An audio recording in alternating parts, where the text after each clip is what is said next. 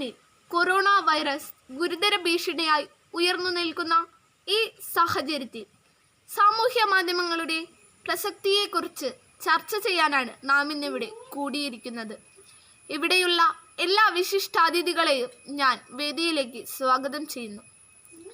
ഈ അടുത്ത് 17 വയസ്സ് മാത്രം പ്രായമുള്ള ട്രെറ്റ ടബർ എന്ന സ്വീഡിഷ് പെൺകുട്ടി അന്താരാഷ്ട്ര കാലാവസ്ഥാ ഉച്ചകോടി വേദിയിൽ ലോക നേതാക്കളോട് ചോദിച്ചു, നിങ്ങൾ എൻ്റെ ഭാവിയെ, സ്വപ്നത്തെ കവർന്നെടുത്തില്ലേ? നിങ്ങളുടെ ഈ വഞ്ചന മൂലമാണ് എനിക്ക് എൻ്റെ സ്കൂൾ വിട്ട് തെരുവിലേക്ക് ഇറങ്ങേണ്ടി വന്നത്. ഈ വാക്കുകൾ ഇന്ന് ലോകം മുഴുവൻ അലയൊളികൾ സൃഷ്ടിക്കുന്നു. അങ്ങ് സ്വീഡനിലെ പാർലമെന്റിന് മുൻപിൽ ഫ്രൈഡേ ഫോർ ഫ്യൂച്ചർ എന്ന ബാനറുമായി പരിസ്ഥിതി സംരക്ഷിക്കാനിറങ്ങിയ പെൺകുട്ടിയെ വാട്സപ്പ്, ഫേസ്ബുക്ക്, ഇൻസ്റ്റഗ്രാം, ട്വിറ്റർ എന്നിവ ഏറ്റെടുത്തപ്പോൾ ലോകം മുഴുവൻ ട്രെറ്റയെയും ട്രെറ്റയുടെ മുദ്രാവാക്യങ്ങളും അലയൊളികൾ സൃഷ്ടിച്ചു.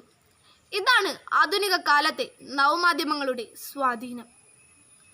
നമുക്ക് ലോകത്തിനോട് എന്തെങ്കിലും പറയണമെങ്കിൽ, എന്തെങ്കിലും ആശയങ്ങൾ പങ്കുവെക്കണമെങ്കിൽ ഈ നവമാധ്യമ കാലത്ത് എത്ര നിസ്സാരമാണ്. ആരോടും സംവദിക്കാം, എന്തിനേയും കുറിച്ച് പഠിക്കാം, എന്തും പഠിക്കാം. ലോകം ഒരു ഗ്രാമമാണെന്ന സ്വപ്നത്തെ യാഥാർത്ഥ്യമാക്കിയത് നവമാധ്യമങ്ങൾ തന്നെയാണ്. കൊൽക്കത്ത ട്രെയിനിൽ ഒരു പാട്ടുപാടിക്കൊണ്ടിരുന്ന റാണ മരിയ മുണ്ടൈൻ എന്ന സ്ത്രീ തൻ്റെ ഒരു പാട്ട് ഫേസ്ബുക്കിൽ ഇട്ടതോടുകൂടി ജീവിതം മാറിമറിഞ്ഞു. നിങ്ങളുടെ ഓരോ കഴിവും പ്രചരിക്കുന്നതിനും അംഗീകരിക്കുവാനും അവസരങ്ങൾ ഈ വാട്സപ്പ് കാലത്ത് എന്നത്തേതിനേക്കാളും വളരെ കൂടുതലാണ്. എന്തിന്?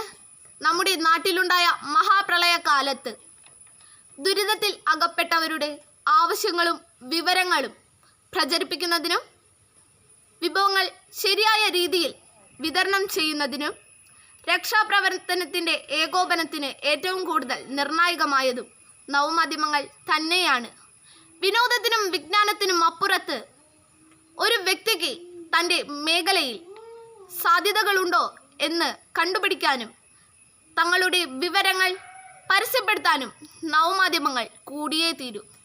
മൊബൈലോ ലാപ്ടോപ്പോ ഇല്ലാതെ ഒരു നിമിഷം പോലും തള്ളി നീക്കാൻ പറ്റാത്ത രീതിയിൽ അവ നമ്മുടെ സമൂഹത്തിൽ അവിഭാജ്യ ഘടകമായിരിക്കുകയാണ്.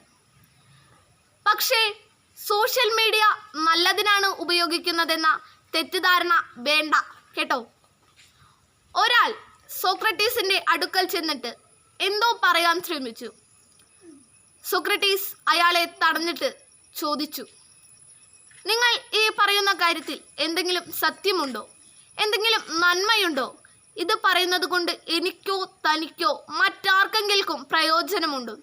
ഈ 3 ചോദ്യത്തിനും അതെ എന്നാണ് ഉത്തരമെങ്കിൽ മാത്രം നിങ്ങൾക്ക് ഈ കാര്യം എന്നോട് പറഞ്ഞാൽ മതി. ഞാൻ ഇത് ഇവിടെ പറയാൻ കാരണം സോഷ്യൽ മീഡിയയുടെ സന്ദേശങ്ങളും രീതികളും കണ്ടിട്ടാണ്. അബദ്ധങ്ങൾ, അസത്യങ്ങൾ, നുണകൾ, വർഗീയതയും തെറ്റിദ്ധാരണയും ഉണ്ടാക്കുന്ന മലിനമായ സന്ദേശങ്ങൾ ഇന്ന് വാട്സപ്പിലും ഫേസ്ബുക്കിലും പ്രചരിക്കുന്ന ഭൂരിഭാഗവും ഇത്തരം സന്ദേശങ്ങളല്ലേ.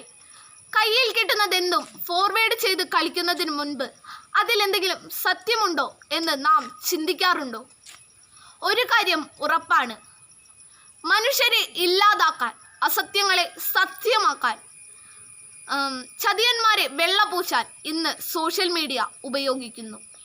അതുകൊണ്ട് ഒരു മെസ്സേജ് ഫോർവേഡ് ചെയ്യുന്നതിന് മുൻപ് അതിലെന്തെങ്കിലും സത്യമുണ്ടോ എന്ന് നാം ഉറപ്പുവരുത്തുമല്ലോ. മറ്റുള്ളവർക്ക് ഉപകാരപ്പെടുന്ന, പ്രശ്നങ്ങൾ പരിഹരിക്കുന്ന, പ്രതീക്ഷകളും സ്വപ്നങ്ങളും നൽകുന്ന, സന്തോഷം നൽകുന്ന മെസ്സേജുകൾ മാത്രം ഫോർവേഡ് ചെയ്യുമെന്ന് ഉറപ്പുവരുത്തുമല്ലോ. ഓർക്കുക, സോഷ്യൽ മീഡിയ നമ്മളെയല്ല, നമ്മൾ സോഷ്യൽ മീഡിയയെയാണ് നിയന്ത്രിക്കേണ്ടത്. എല്ലാവർക്കും നന്ദി, നമസ്കാരം.